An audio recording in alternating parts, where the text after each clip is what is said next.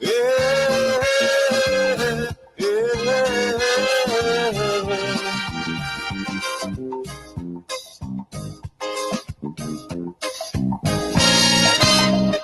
Remember, the key to success is working hard. For our country, we must have regard. Forget all your differences, let we start to build. And onward to progress we surely will. Because now, more than ever, we must show discipline, tolerance, and production to build a strong and better nation. I say that is the main foundation. So come let us work hand in hand, because this is our land. Come my brother, come my sister, and let us build a nation together.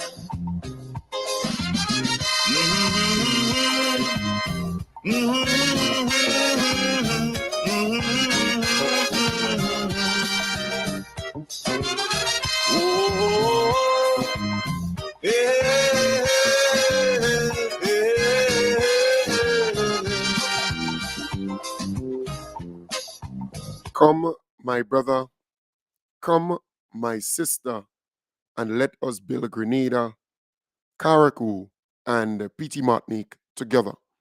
And that is the call. That is the plea.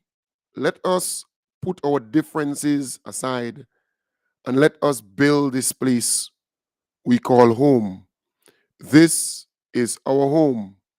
Grenada, Carriacou, and Petite Martinique belongs to all of us, right?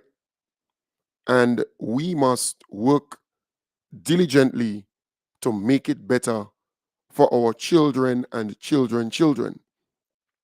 And that is why I encourage all of you, wherever you are, to put down your hatchet, put down that tool that's causing you to be bitter, to be angry, to be vexed, to be arrogant, to be hasty, and have that patriotic mindset. Have Grenada at the forefront. And let's start to build. Let's start to make this place a better place, a better country. This is our home. So do not be bitter. Do not be angry. Yes, your party did not win. And we know your party did not win. So you're a bit angry. But that is not a reason for you to forget about Grenada, Carriacou, and Petite Martinique. Because even the elderly, the elderly folks, they are happy that we have a new prime minister, happy that Grenada is moving forward. And in fact, I wanted to start the program this morning with that piece, all right, where our beloved prime minister met with a number of senior citizens, but for some strange reason, that thing not uploading the way it's supposed to upload on my PC, on my computer. I really wanted to start this morning's program with just that. But technology could be messed up at times, particularly when you have certain things that really, if you transfer it, let me try. Still trying, trying to get that thing there. Choose video. All right. Mm-mm, I ain't getting it. All right. But anyways, I wanted to start off that thing with the attachment. All right. All right. I really wanted to start that off with our Prime Minister visiting the elderly home and engaging with a number of senior citizens. But nevertheless, let us go into some positive things that are happening for Grenada. I have always said on this program, the NDC administration, they have prioritized healthcare, agriculture, and education. They're spending almost $45 million on scholarships for young people, for Grenadians, so that they can get their first degree, their second degree, and their doctorates. And that's a beautiful thing. The Ministry of Education hosted its first scholarship award ceremony for 2024 on Wednesday at its facility at the Sir Eric Matthew Botanical Gardens. 100 scholarships totaling EC 44.7 million were awarded. 83 scholarships worth more than EC 43.1 million were awarded for study at the St. George's University. It feels very ecstatic being an awardee, and I intend to use a scholarship to pursue a degree in mechanical engineering. You're expected to make the best use of these scholarship facilities. You will be committed to your classes, committed to ensuring that you do well, demonstrate that the impartial decision that was made by the scholarship unit to award you a scholarship was indeed the right decision. The Grenada-Houston Association presented 9 awards worth more than EC $12,000, and 8 students received island scholarships in excess of EC 1.5 million. Representatives from the various institutions, donor association, government officials, and students witnessed the presentation. I call on all of you, whether you are attending St. George's University, joining St. George's University, or going to another school in terms of the island scholars and those still at secondary school, we see yourselves as scholarship awardees, as ambassadors. Ambassadors for Grenada, ambassadors for your communities, ambassadors for your families. Great things are expected of you. And as such, we do expect you to do well, but we also expect you to carry yourselves well, to showcase what a Grenadian scholar and the ideals of a Grenadian scholar truly looks like. I definitely feel overjoyed. It was definitely, yes, I could say a surprise, but at the same time, I know that all of us as awardees have worked hard on receiving this scholarship. The expectation is that you come and you give back and continue to be part of the solution in our country, right? Your government is committed to continuing to invest in education. We believe that education is one of the single most transforming tools that we can have. If we have a more educated population, people produce better. If we have a more educated population, people take better care of themselves, and we have less strain on the hospital systems. If we have a better educated population, people raise their children better, and our children become less liabilities to the state. You see what I'm saying? So we take education simply, but education cuts across all sectors. And that's why I insist that you are indeed parts of the solution. The scholarship is for studies further after TAMCC. It's for an undergraduate degree at an accredited school, and it will greatly help me in my passion for culinary arts. I was also awarded a scholarship for pre-med and medicine. So now this one is going to help me for when I go to do my clinical rotations in the States, because we have to pay for our own rent and other accommodations. GHA gives at least 7 scholarships each year, 1 to each parish and 1 to Carriacou and Petit Martinique. When we have no applicants from a parish, that scholarship will go to a person in another parish. And when we have extra money, we may give additional scholarships. This year, GHA was able to give 9 scholarships to Grenada. I live in St. Patrick. I have to go a long way just to go to school, so it benefits me financially a lot to just go to school and to be able to get the subjects that I need. And I want to do a lot of subjects in school, like a lot. I'm very, very happy, I'm elated, and I'm very thankful that I got this assistance so that I can pursue my medical career as a doctor. Yes, so folks, it is clear. Our government is serious about education. Not 10 million, not 20 million, but we are talking about almost $45 million. is going towards education. Education is the main vehicle to take you from poverty to prosperity. The two P's: poverty, prosperity. And this government is investing heavily in education, educating our people. And look, I said so in the past. Jamaica prioritized education donkey years ago. Guyana prioritized education donkey years ago. Barbados prioritized education donkey years ago. Trinidad prioritized education donkey years ago. And look where they are in terms of regional jobs. They're grabbing it all up in terms of the standard of living and things that are happening there, production and so on. So we are really playing catch up, so to speak. But we have a government that's serious about education.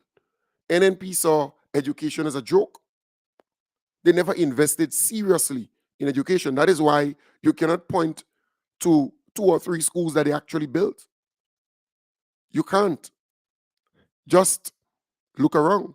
You cannot point to 2 or 3 schools that the NNP administration actually built. They never see education as important. Same with healthcare. Same thing with healthcare. They never saw healthcare as important because when the WHO, that's the World Health Organization, when PAHO, I think the Pan American Health Organization, right, said to them, do not build a brand new hospital close to the sea. Again, because it would cause serious, irreparable damage to the equipment and the entire facility. But they ignored that and they went ahead and they built a brand new hospital almost in the sea. And if you go up there now, every single thing is corroding, everything is rusting. But they believed at the time that they were geniuses, the NNP and everybody within that organization or administration, sorry. They don't care. When it comes to solid advice given to them, they just ignored it. It's the same thing with cap banking. Sometimes when you speak, things come to mind. So they were advised by PAHO and WHO. They ignored it. They were advised by the then governor of the Eastern Caribbean Central Bank, the late Sir Dwight Venner. Do not give DBOG any license to open any bank in Grenada. They ignored that. And it was cash like crazy, offshore banking and all kind of stuff, all kind of con men and crooks were coming here. And they wanted some way out to wash their money and so on. And they went ahead and they gave the bug license to open a bank. And the man started opening little outlets all around the country, taking poor people money.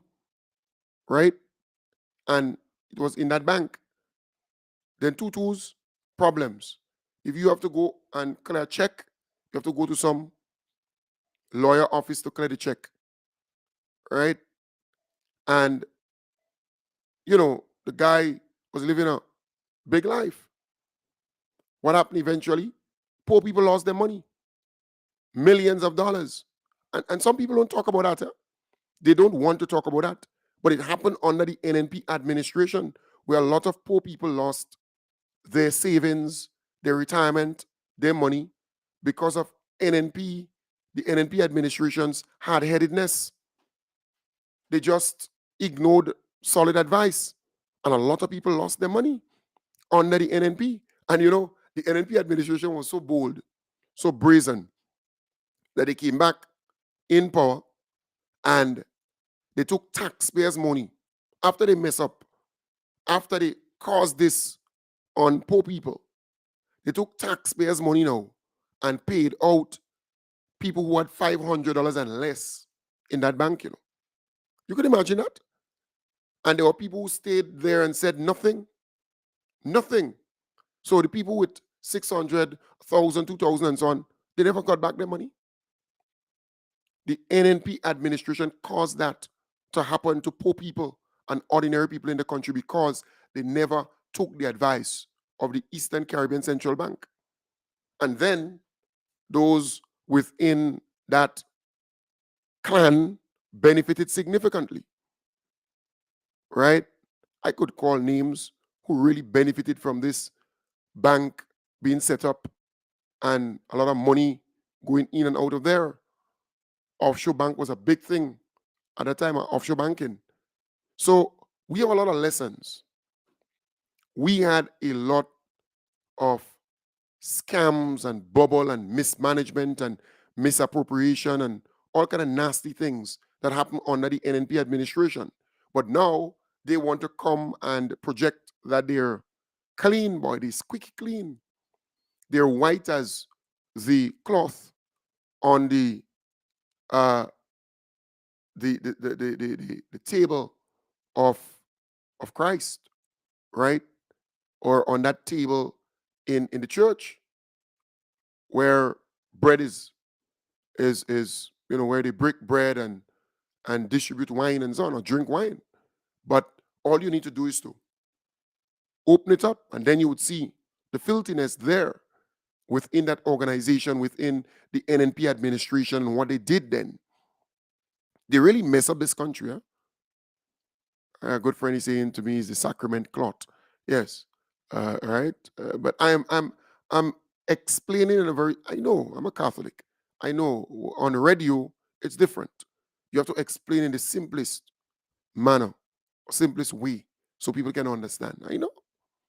But I am simply saying to you out there, don't make them fool you. But thank you, folks who are actually telling me the correct thing here. Don't make them fool you to believe that it's a new team out there who trying to come back into power. The same set of rejects. I saw a meeting only recently, right? Only recently. At, I think it's St. George Southeast. And I think I saw one, was it in St. Patrick? Because I know most of those NNP old timers, right? I know most of them. And they're not attracting anybody new. Same set of people, same set of rejects. They're not attracting any young person, any fresh faces, nothing like that. Same old party, same old bunch of people who believe that they can still come back and run country. But I am saying to the folks who are viewing and who are listening, don't forget what we went through, our experiences under them. And we need to speak to our young people. So while we talk about almost $45 million scholarship being given to our young people, right, to enhance themselves when it comes to education and higher education, first degree, second degree, and so on. You have to speak to them to tell them what we experienced, what we went through. Because the NNP, they believe that Grenadians will forget. They believe that these young people will never know. But how will they know? You need to tell them. Tell them. The hospital, where it is now, they were advised not to build it there. Because the equipment, everything will just spoil, be damaged. And we're seeing that today. Same thing, Cab Bank, they were advised not to give Debog any license. They gave him, people lost their money, and then taxpayers had to come back. And Lord, taxpayers' money had to be used to pay off a certain amount of people, you know. And nobody said anything. It was all cool. But folks, let's continue to speak about the positive things that are happening in the country. You're talking about $45 million, boy. That's a lot a lot of money. Anyhow, you look at it. Equipment donated to MBIA. The health office at the Morris Bishop International Airport has received a significant boost in its operation capacity courtesy of a generous donation from the World Bank through its CATCOP initiative. CATCOP, or the Caribbean Air Transport Connectivity Project, is spearheaded and managed by the World Bank with funding from the International Development Association. It encompasses 4 Caribbean islands: Haiti, Dominica, St. Lucia, and Grenada. Traditionally, the health office, which operates within St. George South Health District, submits a list of required items to the Ministry of Health. However, this year, a substantial portion of the essential supplies came directly from the CATCOP initiative. Sharon Charles Tannis, the public health nurse and nurse in charge of the MBIA Health Office, expressed optimism about the donation's impact on her department's efficiency. We got some of the stuff that goes with the sterilizing equipment, the jars, and so it has to be done within a jar with the ideal material so it doesn't burn. So we got a jar. Trolley, we got a trolley that we needed to move around our stuff. Scale, one of those standing scales, because if we have an order and we have to, let's say doctor comes or calls and give a measurement, we might need to know the weights of persons. Nurse Tannis, who is also a midwife by training, said the donations included kits crucial for managing emergency deliveries. We don't work as a clinic per se, it's an office, yes, but we handle emergencies, and God forbid that somebody may just deliver, while they're waiting for the flight. Things do happen and you have precipitated deliveries. So we just thought that we need to have these things here. So they donated some delivery sets, 2 delivery sets to us. Some suture materials, because as I said, we do emergencies, and if need be, that we need to do suturing. That's what we got. Trays, sterilizing trays that we store stuff in to do the sterilizing. So we basically, I know too that an ambulance is part of the package. It's not here yet, yes, but we need it because when we do have emergencies, we have to transfer persons to the general hospital. The MBIA Health Office team has conveyed its appreciation to the World Bank for its generosity and expressed anticipation for the positive enhancements to donated equipment. Yes, so thank you very much, Nurse Tannis, right? My very good friend. In fact, I did a number of training with her supervision, right? In other words, she was involved then when I was in NADMA, so on quite a number of the clinics and just name it up north. I think she was in St. Patrick at the time. I think so. All right, I think. But she's a very, very nice nurse. Very, very pleasant nurse indeed. So I dealt with quite a number of public officers, over a period of time. I think I did some training where I trained them in a number of areas, right? But Nurse Tannis, oh God, she's a wonderful nurse indeed. I can tell you that. A very pleasant person to deal with. Very, very pleasant person to deal with. I remember she went up the islands and she's back. So Grenada is really blessed to have some really good nurses. Some really, really good nurses. All right. So thank you very much, Nurse Tannis. Let us now move to the changing of the name from CBI to IMA. All right. You got to change that program to really reach who you want to reach. And I think it's a good idea. I want to applaud those behind it. Good morning, Mr. Richard Duncan and your team. Ladies and gentlemen, it is my pleasure, indeed my distinct privilege, to be the first to introduce to you the Investment Migration Agency, Grenada.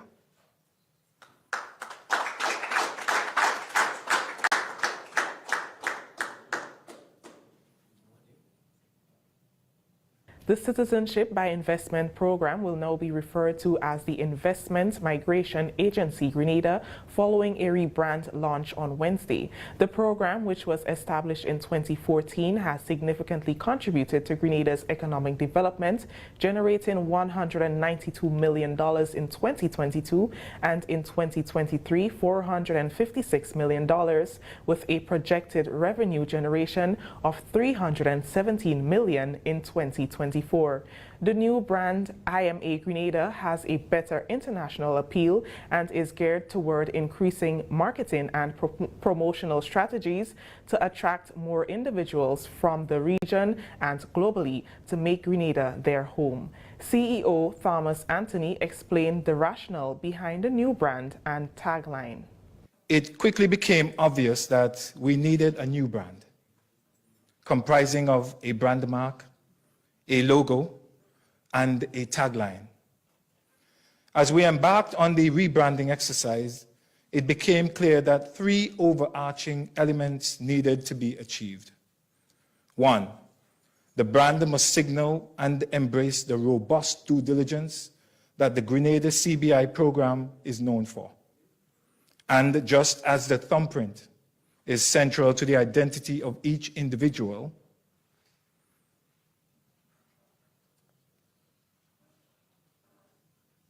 so too is the humble spice, the nutmeg. The merger of the importance of confirming the identity of applicants with a unique Grenadian identifier became obvious. He is optimistic that the new look paves the way for a new era in investment migration in Grenada. This rebranding of Investment Migration Agency Grenada is not just a change of name. It is a recommitment to our core values and a promise to our clients and stakeholders that we will continue to offer investment migration pathways that are rooted in integrity, security, and prosperity. We are paving the way for a new era in investment migration, where Grenada becomes a beacon of opportunity and a preferred destination for discerning investors globally. Prime Minister Honorable Deacon Mitchell said the time has come for us to change the concept of the migration industry. He explained that it should no longer be seen as a negative move, but one that holds tremendous benefits and possibilities for any economy. Migration is a natural part of humankind's existence. And as small islands, it really is incumbent upon us to benefit as much as we can from the migration of persons, whether temporarily, permanently, and whether it be in person or in kind or via finance. And so we see the migration investment industry as any other financial services industry that is available to mankind to be able to maximize the benefits of being a global citizen. It is incumbent upon us to protect, defend, and grow the investment migration industry in Grenada. And so this rebranding exercise is part and parcel of that approach. We recognize that there are, as is not uncommon, challenges to new and innovative financial industries in the region. Oftentimes, persons don't like the idea that the Caribbean community can find innovative ways to attract capital or financing to our shores. But the hallmark of a sovereign nation is, in fact, to be able to find ways to continue to grow and develop its people and to grow. Yes, indeed. That's the most honorable Deacon Mitchell there, our beloved Prime Minister.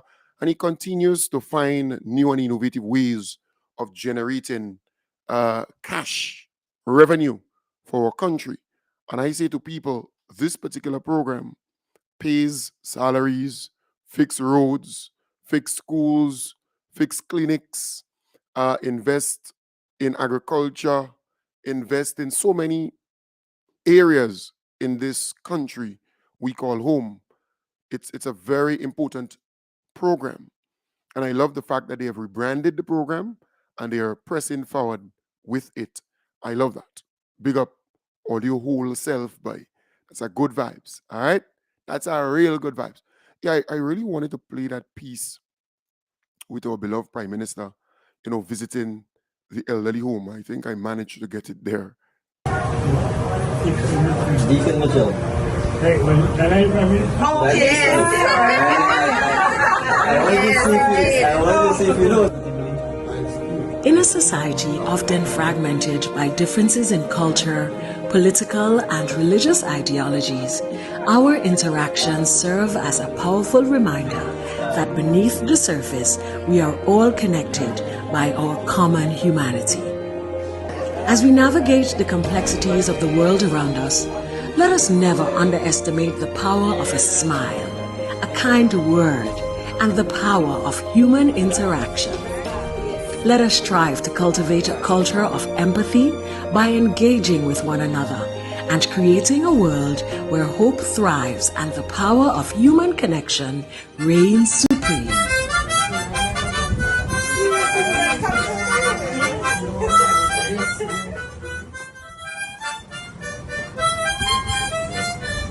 Yes, so that was the engagement with the elderly folks.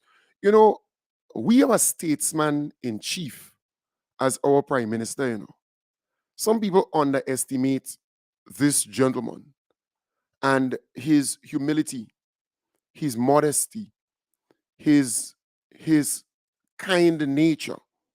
Some people underestimate that, right? I I want all right. I wanted to let me get this piece. How do I download this piece by? I wanted to get this to download. I wanted to show you how modest, how decent our prime minister is. Because if it was another prime minister, especially the one that we experienced for 23 years and a half, I don't want to call his name, he would not, right, put up on his uh, Facebook page or Instagram or anything of that sort another prime minister, right, or another or his opponent or somebody who's, you know, neck and neck with in terms of the race, because he wants to get back into power, and we have our beloved prime minister in power. But I'm saying to you, the nature of his maturity and his kindness and his humility and his meekness and his, you know, his statesmanship, I think that is what needs to be highlighted in all of this. And I think I put it up on my Facebook page sometime back, maybe 2 or 3 days ago, just saying this is a different era of politics and governance where our beloved prime minister is not shying away from recognizing the contributions of past prime ministers or highlighting them when they go out there. The leader of Her Majesty or His Majesty's opposition and so on. He's that is the maturity of the man. And I want to recognize that. I want you to recognize that too. I want to play it for you. You know, I'm trying to get it downloaded there. You know, as you flow, as you converse, as you go along with that dialogue, you know, things do pop up, and that came to mind. How simple our prime minister is. You know, not making anything a biggie, so to speak. He's just simple. He's just meek. He's just mild. Trying to get that thing uploaded there, but I don't know if I would get it uploaded now. But nevertheless, it's so important that I was trying to get it here featured. Let me see if I go get it by. All right, let me see.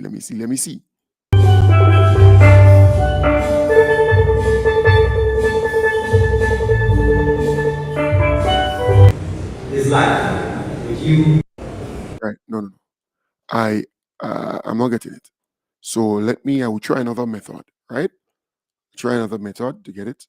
But I think it's important for me to highlight that. I actually captured it on my phone. So I'll try to see what I can do besides that. All right. But there are a lot of positive things happening. Let me see if I can get another piece of that. All right. Let me get this here because it's so important. All right. Okay. Let me get the cyber piece here. I want to play that for you. The government of Grenada is working with Canada to introduce cybersecurity training as part of a pilot program to enhance digital protection and improve its cybersecurity response. Prime Minister Honorable Deacon Mitchell explained during a recent press conference that as his administration pushes an electronic and digital agenda with e-payments and e-business, it is important to make significant investments in protecting its systems, networks and programs from digital attacks. He said under the pilot program, approximately 100 Grenadians are expected to be trained for 4 to 6 months remotely.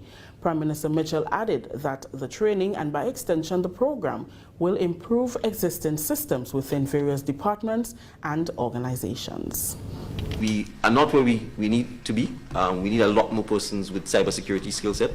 To that end, the government has begun discussions with Canada.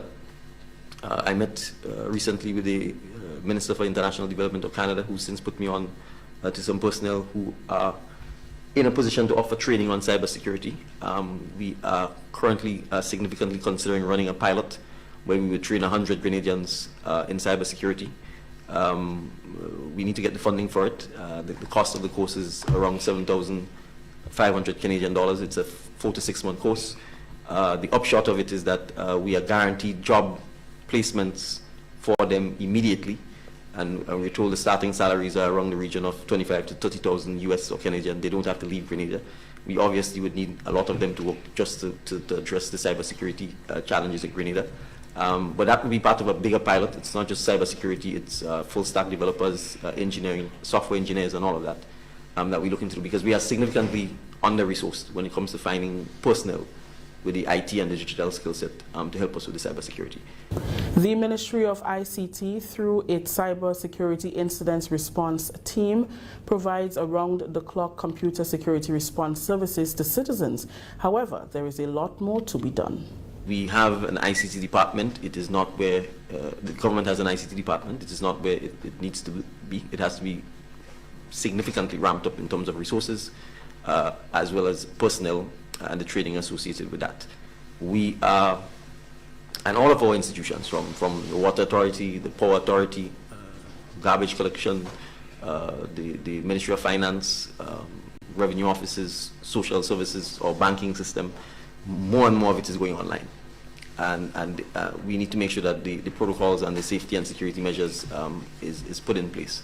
So the ICT department is charged with working with our regional partners, such as CARICOM Impacts, to develop the overall framework that will see us have a robust cybersecurity network to address the challenges. But cybersecurity, like our own personal physical safety, starts with us. And so the ICT department and the cybersecurity unit specifically has been putting out bulletins, for instance, advising all citizens who are online to activate things like two-factor security authentication. Simple things like having a password on your phone is a start. Right. So, yes, I'm trying to get this thing downloaded there. So I really want to show you the statesman, the class that we are seeing in our beloved Prime Minister. And it's different from the past, right? I'm trying to get it downloaded. I really want to show it to you. I told you that I have, two young men who were a part of Youth for Change, and they invested in some equipment and so on, landscaping equipment and trimming. So they do trimming, they do landscaping, they do drain cleaning, they do a number of things, property management and so on, in terms of the land and, so if you have a property, if you have a land and so on, and you want it clean up and you want it maintained every month and so on, give them a buzz. Let me just play that little ad for them. All right.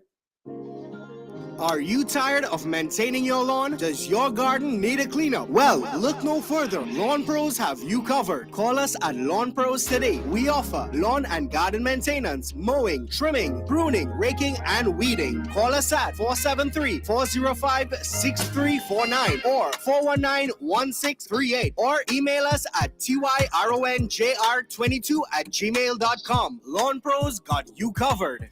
Yeah, so give them a buzz, right? And if you want to link up with them, you can always send me a message and I will give you their number. It's two young men that I really want, want them to get the little gigs here, there, and everywhere to keep going. All right. They were part of Youth for Change. And you know me, I am a camper. I'm the kind of person who will support you till the end. Once you're loyal, once you're genuine about the fight, once you're genuine about the struggle. That is how I operate. All right. Trying to get something there. But in the meanwhile, I want to play for you a little piece from a friend of the NNP, a supporter of Peter David and the NNP, and what she had to say this morning about what the NNP administration did to her during their time. All right. Yeah, registered business. I registered, and I used to pay $100 in the inland revenue. Mr. Collins, the guy now, he used to collect the $100. I used to go inside the office, right where are you going and pay money upstairs there with the police and them in? I used to go and pay that every month. The man in Grenlet from Guam, we have a kind of cat eyes. Douglas man, I can't remember my name right now. They give me current. And then the corner, there, I used to sell me little steamers, and little soft drink, little snacks, and whatever. And Charlie, one morning I went by the fish house to get something. When I come back, a man and physical family was right behind me, upstairs by the museum, and they had the nurses there. They drop a letter for me.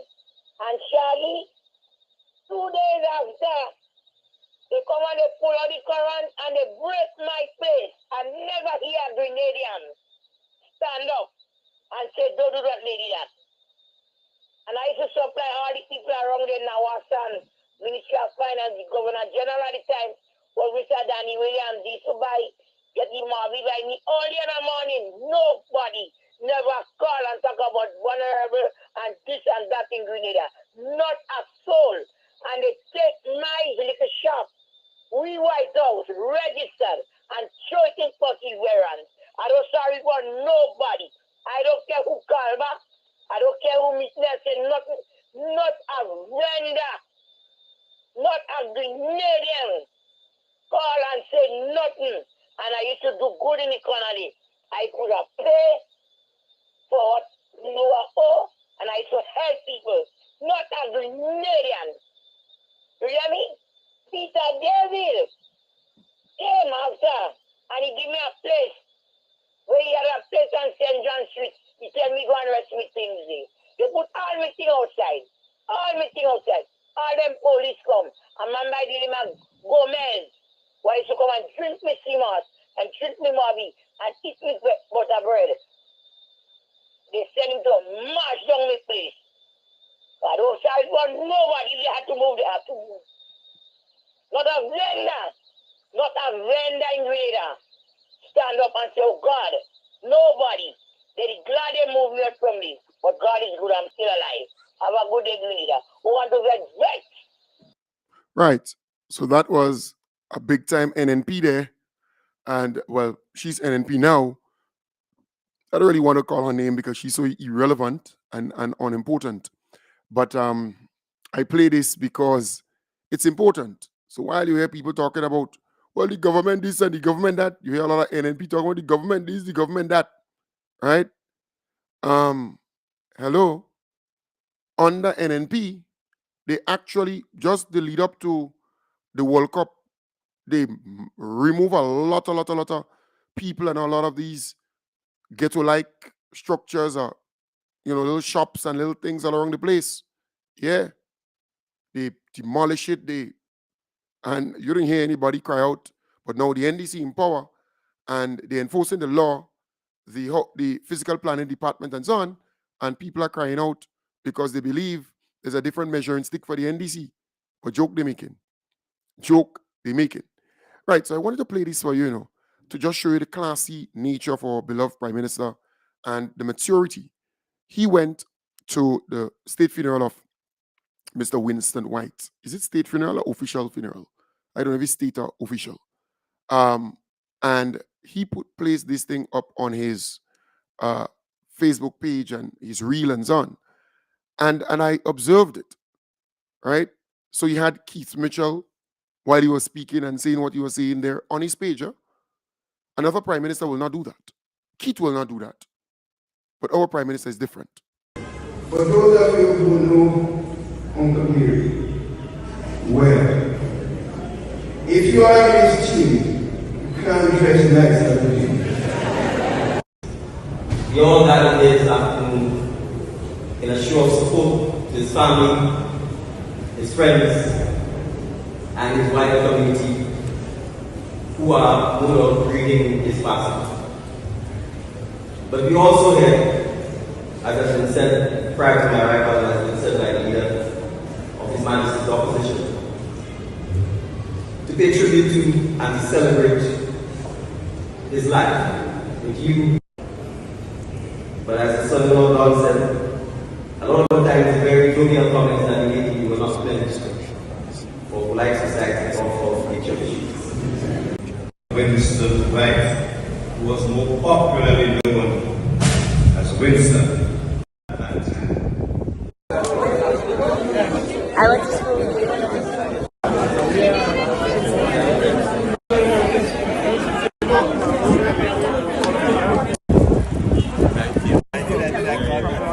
All right. I'm going to stand. Yeah, thank you. Yeah, thank you. Prime Minister just walking the streets of How are you? This is the high street girl. When I come to tongue, I'm the tongue man.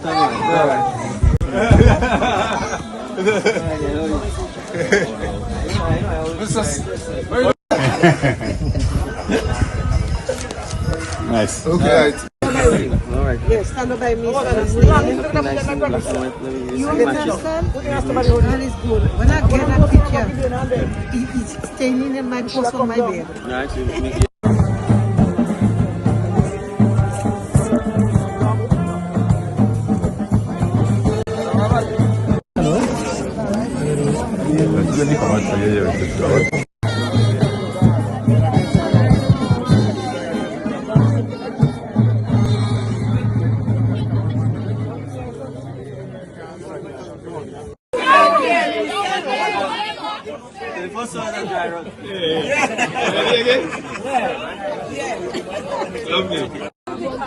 Come on. Hey, what pose? Yes, folks, that's a good note to end the program on today. I want to wish you all the best. Plenty love. I will be back with you on Sunday, God's willing, starting from 1 in the p.m. 1 to 2 every Sunday. We do a program. Thank you very much to all those who shared the program, all those who spread the word about the program. Big up your whole self. Plenty